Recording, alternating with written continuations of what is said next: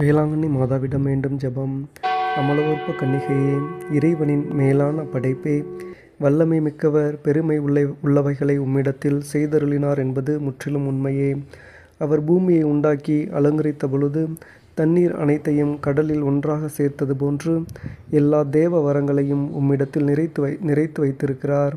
ஓ மனுக்குலத்தின் சிறப்பே, பூவுலகின் எழிலே, இறைவனின் ஆலயமே, தூய மூவொரு இறைவனின் இன்பப் பூங்காவே, நீர் வாழ்க வாழ்க. ஆரோக்கிய தாயே, எங்கள் திருத்தந்தைக்காகவும் திரு அவைக்காகவும் கிறிஸ்துவின் எல்லா அடியார்களுக்காகவும் இறைவனிடம் மன்றாடுமாறு உம்மை வேண்டுகிறோம். ஆன்ம வாழ்வையும் அறிவையும் ஆரோக்கியத்தையும் அளித்திட வேண்டியவர் நீரல்லவோ.